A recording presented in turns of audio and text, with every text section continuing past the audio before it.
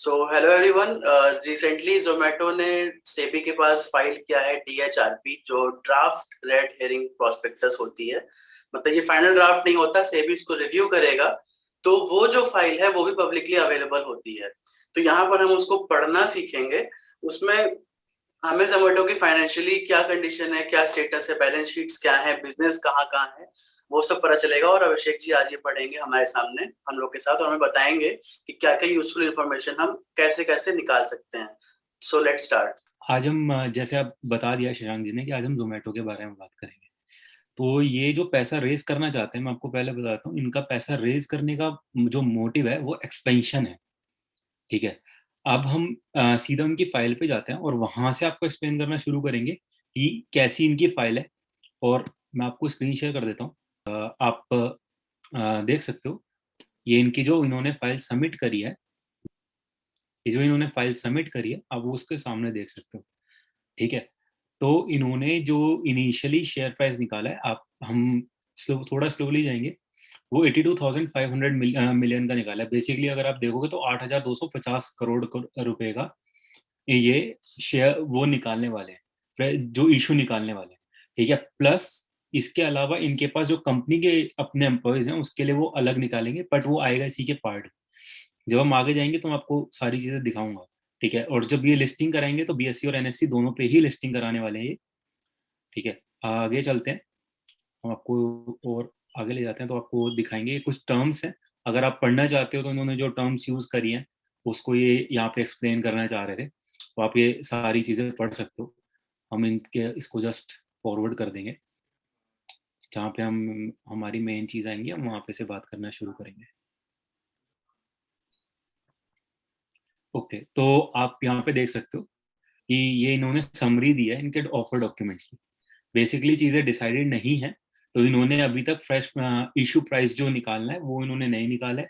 इन्होंने equity share नहीं declare करे हैं। लेकिन इसमें दो चीजें हैं। जो फ्रेश इशू है वो आपका 7500 करोड़ का है, और जो ऑफर फॉर सेल है वो 750 करोड़ का है। तो जो अभी तक का इनका हाईएस्ट, बेसिकली जो इनका हाईएस्ट शेयर होल्डर है अभी, जिसका 19 पॉइंट समथिंग है, मैं आपको दिखा दूंगा वो भी कौन है, वो अपना शेयर बेचना चाह रहे हैं। ठीक है। तो ये, और ये जैसे मैंने आपको बताया, ये पैसा रेज कर रहे हैं अपने एक्सपेंशन के लिए। अब आप नीचे जाओगे तो ये पैसे कहाँ लगाने वाले हैं, ये ग्रोथ इनिशिएटिव में आप यहाँ पे देख सकते हो। जनरल कॉर्पोरेट पर्पस के लिए इन्होंने क्लियरली मेंशन नहीं किया है अभी तक भी। तो वो आगे जाने के बाद आपको थोड़े टाइम बाद पता लग जाएगा। आप यहाँ पे एक कंपनी देख रहे हो, इन्फो एज।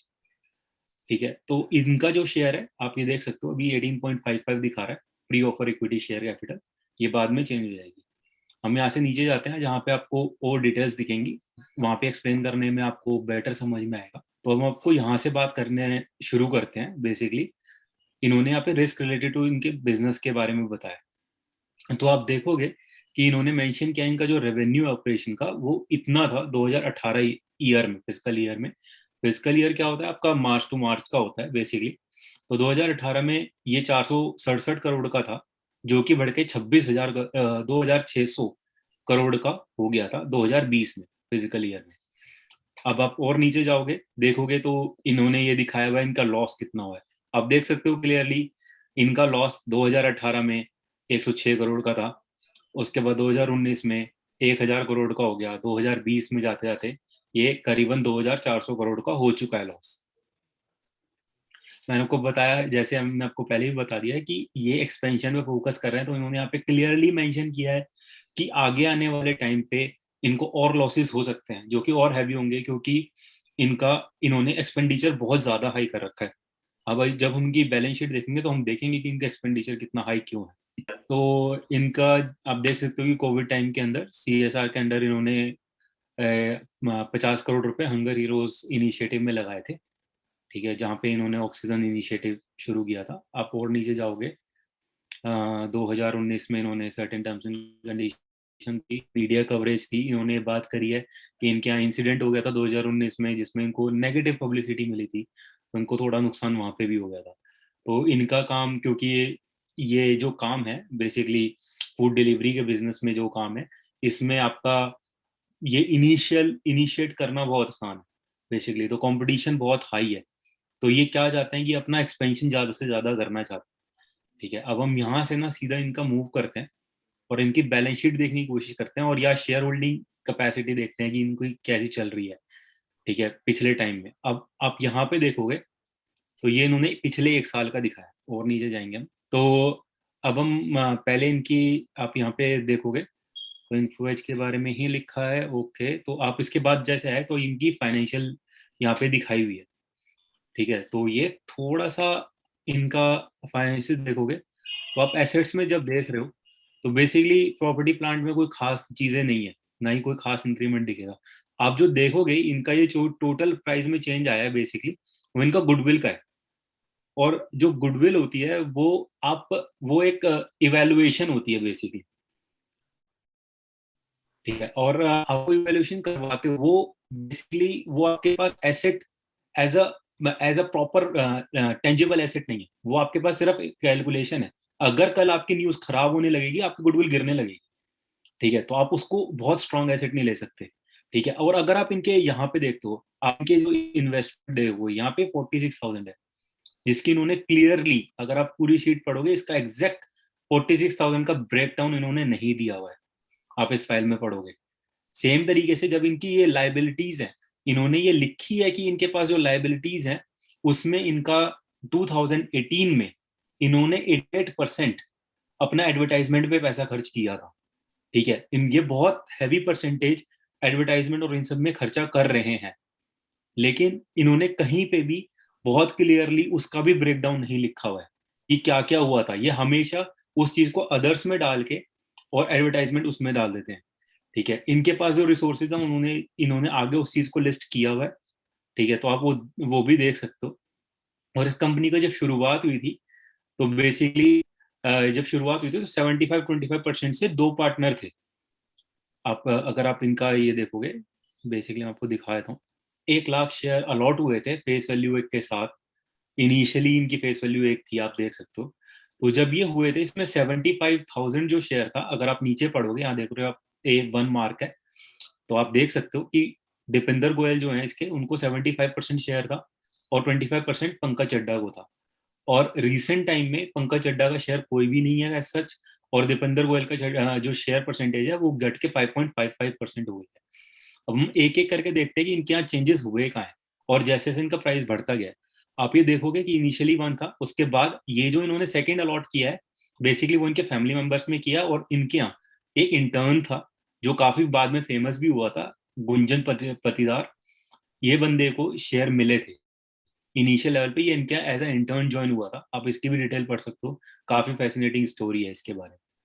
और बाकी जो दो दो लोग हैं, जितेंद्र गोयल वो इसके इनके यहाँ ही थी, इनके फैमिली मेंबर हैं। और प्रशांत चड्डा यहाँ पे है, इसका इसके पंकज चड्डा के साथ डायरेक्ट रिलेशन। ठीक है, उसके बाद जब इनका बेसिकली प्राइस राइज हुआ था 641, तो उन्होंने ये शेयर मार्केट में बेसिकली निकालना शुरू किया था। तो आप देख सकते हो ये भारती बालकृष्ण और अशोक त्रिपाठी दो लोगों ने इनके शेयर खरीदे थे। ठीक है, जहां पे इनका फर्स्ट टाइम इनके शेयर प्राइस बढ़ा था। उसके बाद आप अगला लेवल पे देखोगे ये 803 जब हुआ था तब इन्फो एज ने एंट्री ली थी इनकी कंपनी। इन्फो एज वही कंपनी है, आप देखोगे ये कंपनी बहुत फेमस कंपनी है एक्चुअली। और ये जो कंपनी है, ये जो चलाने वाले इसके मालिक हैं, ठीक है, वो बहुत बड़े इन्वेस्टर हैं इंडिया के। उनके पास ऑलमोस्ट 20-23 कंपनीज है जिनमें उन्होंने इन्वेस्ट कर रखा। उनकी कुछ फेमस कंपनीज का नाम है 99 एकड़, Naukri.com, जो कि इवन यूनिकॉर्न के नाम से ही फेमस है कुछ कंपनीज इनके यहाँ पे इनकी एंट्री हुई। आप देख सकते हो चौथे नंबर पे इन्होंने 7,465 शेयर्स लिए हैं। यहाँ पे इनका पहला प्राइस राइज हुआ। उसके बाद आप अगला देखोगे 803, 803, 803, जो आपका हो गया 5 या 7, 8। मैं आपको ये दिखाता हूँ, उसमें कोई खास फर्क नहीं होगा। आप देखिए इन्फो एज के ही अगले अलॉटमेंट थी। ठीक है, आप ये देखते जाइए, ये सब इन्फो एज का है। उसके बाद अगेन जब ये 9 नंबर पे हुआ था, जब इनका अगली बार देखोगे बेसिकली इनका राइज कराने का बहुत बड़ा जो फैक्टर है ना वो इन्फो एज है। हर मोमेंट पे जब इनका इशू प्राइस बहुत तेज हाइक हुआ था, आप यहाँ पे देख रहे हो, ये जो मूवमेंट आप देख रहे हो 800, यहाँ पे भी point number 10, let's go to number 10, आप देख सकते हो ये मार्केट में निकाला इन्होंने शेयर। इन्फो एज का पार्टिसिपेशन इस टाइम पे कंपनी में बहुत स्ट्रॉन्ग होल्डिंग हो चुकी थी। ठीक है, आप आगे जाते जाओगे तो आप ये देख सकते हो कि यहाँ पे इनके खुद के जो शेयर अलॉट हुए थे, आप अगर यहाँ पे देखोगे तो इन्फो एज को गए हैं, और उसके अलावा आप ये जो फूडी बे है, ये बेसिकली इसका पहले नाम था इसी फर्म का, जिसके अंडर ये शेयर अलॉट हुए थे, इन्होंने खुद के लिए अलॉटमेंट करी थी। आप ये देखते जाओगे, बेसिकली आप ये सारे देखोगे, पूरी डिटेल्स आपको नीचे मिल जाएंगी।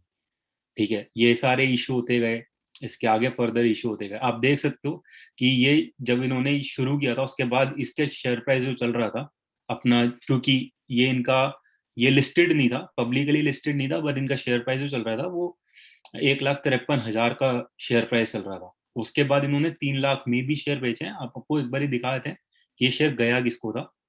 आप देख सकते हो, ये मनोज कुमार खोली और अंशु शर्मा करके 2 लोग हैं, इन लोगों ने लिया हुआ था उस टाइम पे। तो आप पूरा डिटेल में देख सकते हो कि इन्होंने आगे भी बेचे थे। उसके बाद अब ये मार्च 2021 में इन्होंने लास्ट ये प्राइवेट प्लेसमेंट करी थी। उसके बाद क्योंकि अब इन्होंने इन्होंने लिस्टिंग के लिए करा था, तो इन्होंने जो किया है, आप ये जो देख रहे हो ना यहाँ पे, इशू प्राइस का जो आप देख रहे हो यहाँ पे कोई इसलिए प्राइस नहीं है, क्योंकि इन्होंने क्या किया था, बोनस इशू किया था। तो अभी हम जैसे हम मार्केट में देखते हैं कि एक शेयर पे 2 बोनस इशू हो गए, बोनस शेयर इशू हो गए, या एक पे एक इशू हो गया, तो उन्होंने एक पे एक 6,699 शेयर इशू किए थे एक शेयर पे। अब वहां पे देख सकते हो बोनस इक्विटी शेयर।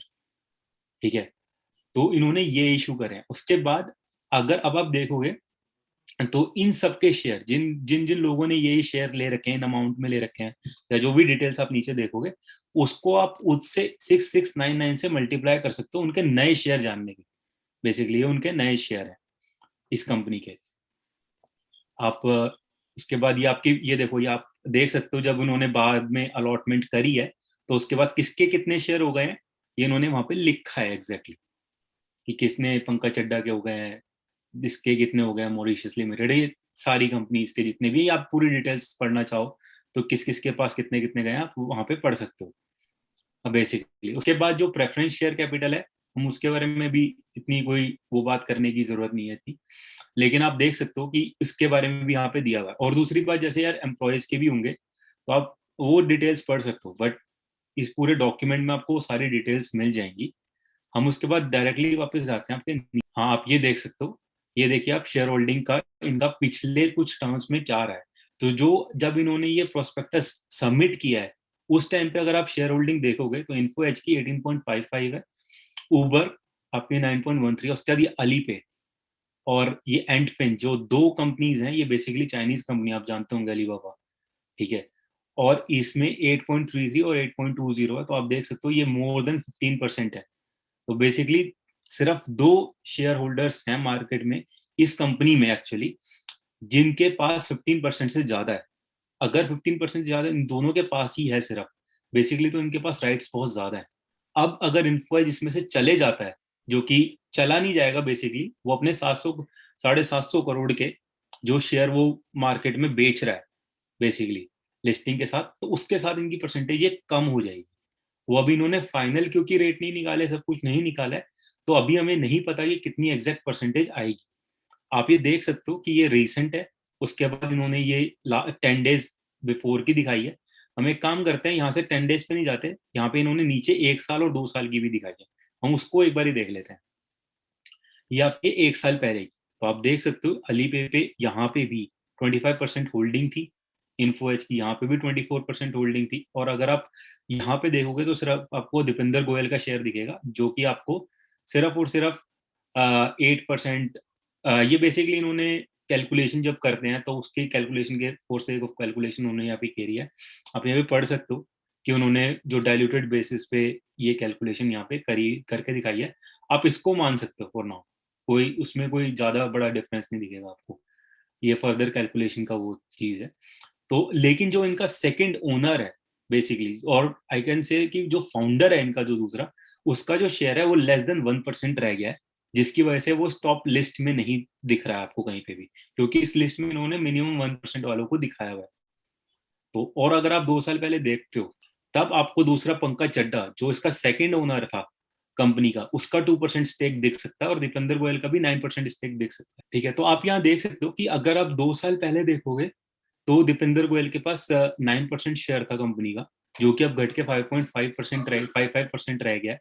और पंकज, तो कंपनी के जो रियल ओनर्स थे, बेसिकली कंपनी उनके पास से जा चुकी है ऑलरेडी ऑलमोस्ट, और कंपनी में उनका अपना बेसिकली अगर आप देखोगे जो क्या बोलेंगे आप, जो एडमिनिस्ट्रेटिव पावर है वहां पे, क्योंकि शेयर होल्डिंग परसेंटेज उनकी काफी कम रह गई है, और मेजर जो शेयर है वो 15% वाले से ऊपर जो है, बेसिकली उनका रोल काफी हाई रह जाता है, क्योंकि डिसीजन उनके ऊपर आ जाता है। तो आप देख सकते हो कि कंपनी के पास सिर्फ दो हैं बेसिकली, जो मेजर आपके इन्फ्लुएंस करेंगे आपके डिसीजंस को, वो एक चाइनीज कंपनी जो कि आपकी अलीबाबा है, और जो दूसरी कंपनी है वो आपकी इन्फो है।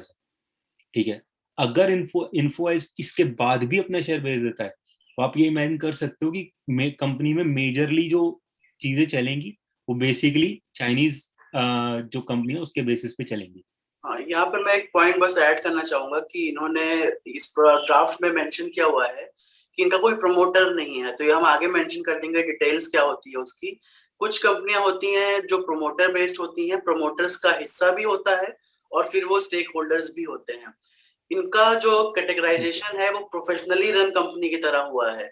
मतलब इसका क्या होता है कि जो एम्प्लॉइज हैं, ऐसा नहीं कि पंकज चड्ढा जा चुका है, तो प्रोफेशनली मैनेज कंपनी हाँ। क्या होता है कि जो मालिक होते हैं वो हो सकता है स्टेक होल्डर्स ना हो, बट करता धरता होते हैं वो। तो इसका जो कैटेगराइजेशन है वो प्रोफेशनली रन कंपनी की तरह से है।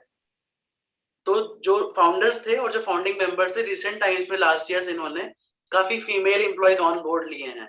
वो एक सोशल कॉज भी होता है, तो उस कारण से एम्प्लॉयज को शेयर अलॉट किया है ईएसओपी के तहत। मतलब एम्प्लॉयज को इसका जो बेन क्या होता है कि एम्प्लॉयज जो होते हैं, कई बार अगर सैलरी आप नहीं दे पा रहे हो बहुत ज्यादा और बिजनेस अच्छा चल रहा है, तो कंपनी गिफ्ट के तरीके से, सैलरी के पार्ट के तरीके से ईएसओपी के तहत कुछ शेयर्स देती है। तो ये एक प्रोफेशनली रन कंपनी है टेक्निकल टर्म्स में अभी। और इनकी कंपनी में ऑलमोस्ट आज के डेट में इनकी कंपनी में टोटली 4.5% के आसपास इनके एम्प्लॉयज के पास, अगर आप डिटेल्स पढ़ोगे तो आपको उसमें मिल भी जाएगी।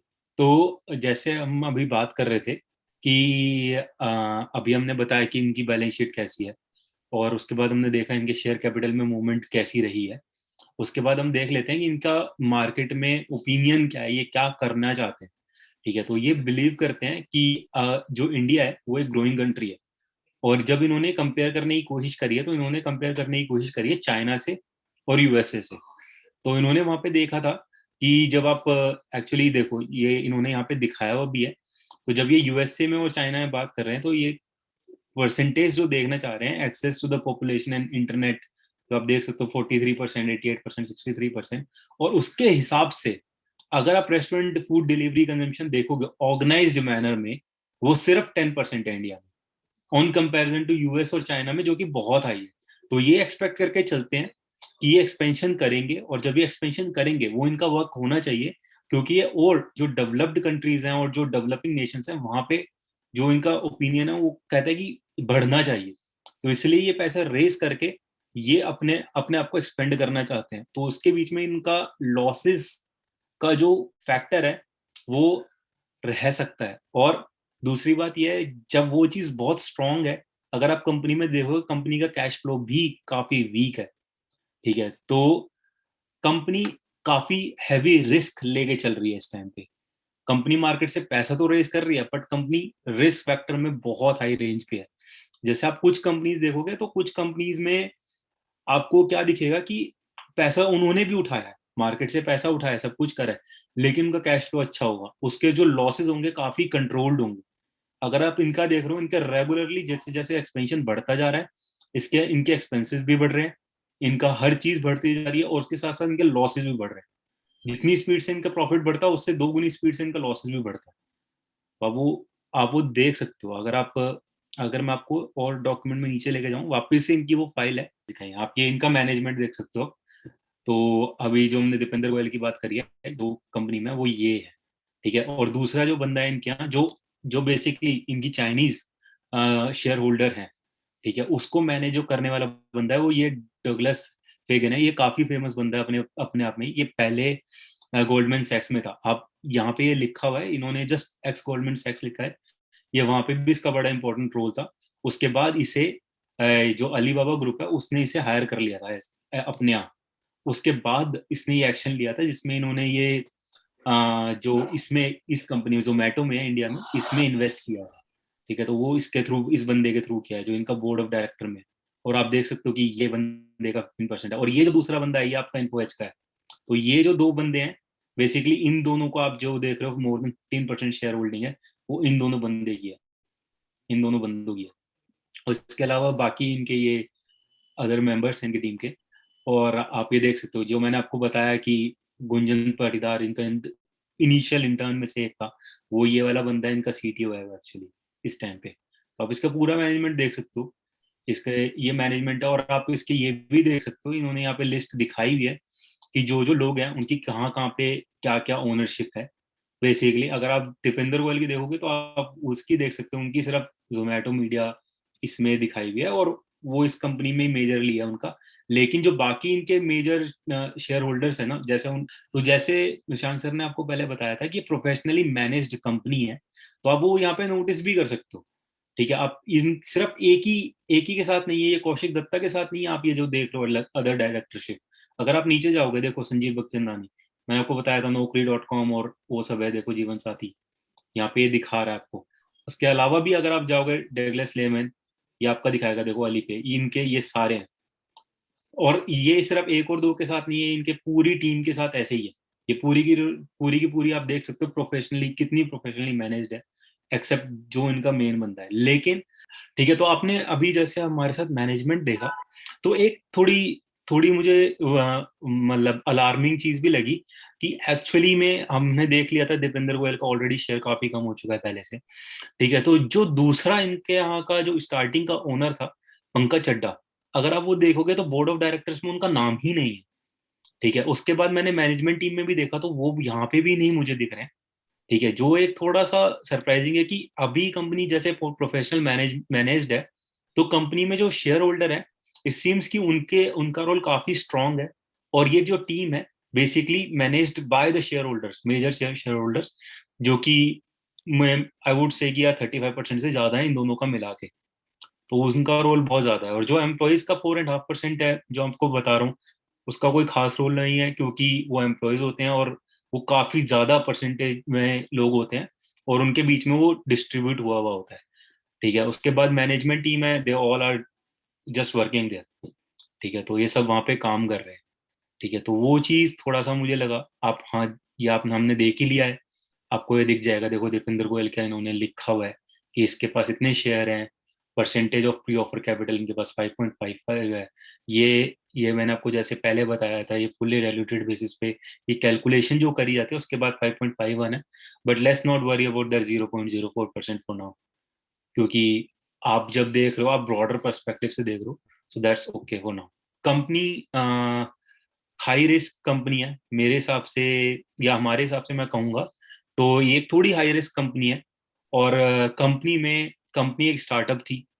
एक दूसरी बात आप ये भी नोटिस कर सकते हो कि कंपनी एक स्टार्टअप थी जहां से शुरू हुई थी, उसके बाद अभी एक्सपेंड करके इन्होंने, ये हमारी यूनिकॉर्न मानी जाती है इंडिया में, ठीक है। लेकिन कंपनी में कई चीजें बड़ी डाउटफुल है, कंपनी में कई चीजें थोड़ी क्लियर नहीं है, जो कि उनकी पूरी बैलेंस शीट में भी नहीं दिखी, कई चीजें बड़ी नेगेटिव भी लगी, ठीक है। तो अगर आप लिस्टिंग गेन लेना चाहते हो तो सीम्स की ओके हो सकता है लिस्टिंग गेन में अच्छा चले जाए, क्योंकि आप देख सकते हो कि जो इनका शेयर प्राइस है, आप मतलब लिस्टिंग से पहले भी देखोगे तो वो कॉन्टिन्यूसली बढ़ता रहा है, ठीक है। विद एन एक्सपेक्टेशन की यार प्राइस बढ़ेगा, कंपनी अच्छा परफॉर्म करेगी, तो कंपनी का मार्केट बढ़ता जा रहा है। आप देख रहे हो कि रेवेन्यू भी बहुत स्पीड से बढ़ रहा है, तो रेवेन्यू बढ़ रहा है लेकिन उतनी स्पीड से लॉसेस भी बढ़ रहे हैं, और जिसको कवर अप करने के लिए इनके पास कोई स्ट्रॉन्ग बैकिंग एसेट नहीं है एक्सेप्ट गुडविल, ठीक है।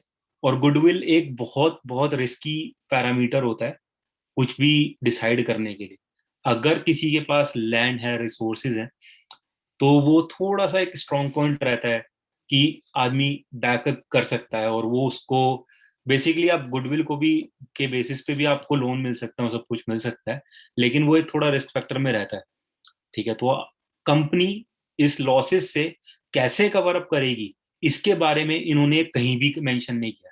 आप ये पूरे डॉक्यूमेंट में देखोगे एक्सपेंशन की बात करी है इन्होंने, लेकिन ये कहीं मेंशन नहीं किया है कि how will they cover the losses. और ये जब क्लियर नहीं हो रहा है, तो लॉन्ग टर्म के लिए थोड़ी डाउटफुल कंडीशन में ये कंपनी मुझे लगती है। अब हम जानने की कोशिश करेंगे शशांक सर इसके बारे में क्या सोचते हैं, तो मैं शशांक सर को दूंगा। अब मैंने भी पढ़ी थी, तो आई थिंक इंडिया में एक स्टार्टअप कल्चर आ गया है, जो पहले हमारे माइंडसेट में होता था कि आदमी शुरू से अंत तक एक कंपनी को आगे बढ़ाता था, जैसे लेट्स से रिलायंस हो गया। तो हाँ वो जी। कल्चर अब जा चुका है। अब ज्यादातर लोग क्या करते हैं कि एक फेस होता है कंपनी का, स्टार्टअप का, जिसने कंपनी शुरू की थी, आइडिया लाया था, but in the long run वो फेस की वैल्यू स्टेक होल्डर के टर्म में जा चुकी होती है। ज्यादातर कंपनीज में यही हाल है। एक वो कल्चर, वही हमें जोमेटो में भी देखने को मिला। हाँ वही चीज है फ्लिपकार्ट में। अगर आप लॉस की बात करोगे तो होता क्या है कि बहुत बड़ा बिजनेस है, और बिजनेस यूनिक भी है जब इन्होंने इंडिया में शुरू किया। तो कई बार क्या यस। होता है कि स्टार्टिंग कैपिटल इंडिया में बहुत ज्यादा चाहिए होती है। जैसे अभी आप देखोगे तो फ्लिपकार्ट भी लॉस में है, जियो ने भी हम्म। ब्रेक इवन लास्ट ईयर किया जब बहुत ज्यादा इन्वेस्टर्स लाए वो। तो कोई हम्म। भी कंपनी जब शुरू होती है, अगर आप छोटे स्तर पर शुरू करोगे तो हो सकता है आप खुद की कैपिटल लगा के शुरू कर सको। जब आप एक्सपेंशन करते हो तो आपको पैसे उठाने पड़ते हैं मार्केट से, उसको यूज करके आप सामान अपना बेचते हो, जो भी बिजनेस आप कर रहे हो उस फायदे से फिर आप ब्रेक इवन करते हो। मतलब ब्रेक इवन का मतलब है जो इन्वेस्टमेंट था वो बराबर हो गया। तो जोमेटो ने रिसेंटली स्टेटमेंट खुद ही दिया था कि अभी लॉसेस में है और ऐसा ही चलेगा अगले कुछ सालों तक, ब्रेक इवन होने अगले में कुछ टाइम सालों तक। लगेगा। हाँ जी, ये तो इन्होंने क्लियरली मेंशन करा हुआ है। ये काफी बारी इन्होंने इस फाइल में भी इन्होंने मेंशन किया है। हाँ, तो आप अपना एक बार रख लीजिए, क्योंकि मार्केट हमेशा आगे का सोचता है। तो पहले अगर लॉस हुआ है, अगर आपको लगता है कि बिजनेस में स्कोप है, बिजनेस मॉडल आपको कन्विंसिंग लग रहा है, तो बेशक इसके लिए जाइए। मैं पर्सनली आईपीओज में बहुत ज्यादा बिलीव नहीं करता, बिकॉज लगता है एक मार्केट फ्रेंजी बन जाती है, इसके अराउंड भी काफी है। तो लिस्टिंग गेन तो आप पक्का मान लो, मतलब वो कोई भी हम्म। आगे कर सकता है, उसको होना ही होना है इसमें, बिकॉज ईयर का, लिस्टिंग गेन तो लगता है। हाँ ईयर का क्या है कि कुछ अपकमिंग आईपीओज है बिग, जैसे एलआईसी हो गया, जोमेटो हो गया, एक फ्रेंजी हम्म। बन जाती है, एक हवा बन जाती है, तो वो तो होना ही है लिस्टिंग गेन। उसके बाद I am hmm. Not very sure, because अगर मुझे इसको फास्ट मूविंग फूड सेक्टर में लेंगे, अगर हम मतलब क्विक सर्विस रेस्टोरेंट बोलते हैं इसको, क्यूएसआर, तो क्यूएसआर में क्या है, मेरे पास और ऑल्टरनेटिव्स हैं मार्केट में एग्जिस्टिंग, बिल्कुल उन्होंने खुद बिल्कुल को बिल्कुल। ईयर ऑन ईयर प्रूव किया है और प्रॉफिट में चल रहा है। नाम मैं नहीं लूंगा, उसकी स्टडी हम हाँ बात बिल्कुल, करेंगे तो। मैं आपकी बात जैसे आप बता रहे हो ना, कंपनीज का थोड़ा इंडिकेशन दे रहे हो, मैं एक्चुअली इमेजिन कर सकता हूँ वही जिनकी तो, फाइनेंशियल बैलेंस शीट्स ज्यादा मजबूत लगती है, शेयर होल्डिंग का जो पैटर्न है वो ज्यादा स्ट्रांग लगता है। हाँ। ठीक है, तो वो एक थोड़ा पॉजिटिव आउटलुक देती है। और लास्ट ठीक ईयर भी है। एक आईपीओ आया था क्विक सर्विस रेस्टोरेंट्स का ही, और एक उसके पहले आया हुआ है, तो आप इन हिंट से आप आगे स्टडी कर सकते हैं, और हम उसकी स्टडी भी लाइव कर देंगे। तो हमेशा आप अपने पोर्टफोलियो में देखिए, होता क्या है कि मार्केट में 1600, 1700, 2000 कंपनियां हो सकती हैं। आपको किस पे ट्रस्ट ज्यादा है, आप किधर से डाइवर्सिफाई करना चाहते हो। अगर आपको क्विक सर्विस रेस्टोरेंट्स या ऐसी टेक्नोलॉजी कंपनियों पे ट्रस्ट आता है, तो आप इनको रखना चाहते हो, तो आप बेशक ये रखो। ऐसा भी हो सकता है कि ये सेक्टर ही आपको समझ नहीं आता, आप मत जाओ, इसमें कोई दिक्कत नहीं है, और अब आपने कुछ मिस नहीं किया वहां पर। जो सेक्टर समझ में आता है उस पर स्टिक करिए। हाँ जी बिल्कुल, ये बात से तो मैं बिल्कुल एग्री करता हूँ। जो सेक्टर समझ नहीं आ रहा है ना, जो एक्चुअली जैसे आपने इस कंपनी का मैनेजमेंट देखा, ये स्टार्टअप का सिस्टम है हमारे इंडिया में, जैसे बताया शशांक सर ने, बड़ा पॉपुलर सिस्टम है। अगर आपको ये सिस्टम प्रॉमिसिंग नहीं लगता, आप ट्रेडिशनल मेथड वाले आदमी हो, तो आप सोच सकते हो, क्योंकि आपको तब ये प्रॉमिसिंग नहीं लगेगा, क्योंकि ये ट्रेडिशनल मेथड नहीं फॉलो करता। जैसे जैसे शशांक सर ने बोला एग्जाम्पल दिया रिलायंस का, उसमें स्टार्टिंग में धीरू भाई अंबानी थे, फिर मुकेश अंबानी है, और मेजर होल्डर वही थे, और वो आज भी वही है। ठीक है, उन्होंने अब जियो में जाके उन्होंने थोड़ा सा रिसेंट जो नई टेक्निक है वो उन्होंने यूज करने की कोशिश करी है मैनेजमेंट में, बट उससे पहले वो ट्रेडिशनल वे में ही चलते थे।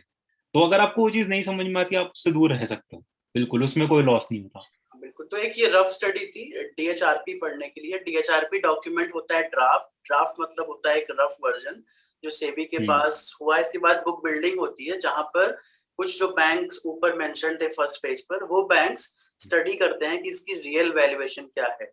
तो यहाँ पर एक शेयर की जो कॉस्ट दिख रही है उस पर आप मत जाइए, ये बुक बिल्डिंग होती है। वहां पर एक ही वो टॉप रेंज और एक बॉटम रेंज, जो हम आईपीओ में बोलते हैं कट ऑफ, और एक फ्लोर प्राइस, वो डिसाइड करते हैं। तो जब ये फाइनल हो जाएगा, उसके बाद एक रेड हेयरिंग प्रोस्पेक्टस आएगी, आरएचपी। ये डीएचआरपी है, वो आरएचपी होगी। तो आरएचपी हम आरएचपी। फिर से और डिटेल में पढ़ेंगे फिर हमारे पास और हम्म, सॉलिड डेटा होगा इस आईपीओ के बारे में बात करने के लिए। तो थैंक्स करते हैं अभिषेक जी को डिटेल में हमारे साथ पढ़ने के लिए, और वेट करते रहिए, जैसे ही आरएचपी आती है हम जल्दी से जल्दी उस पर वीडियो भी लेकर आएंगे।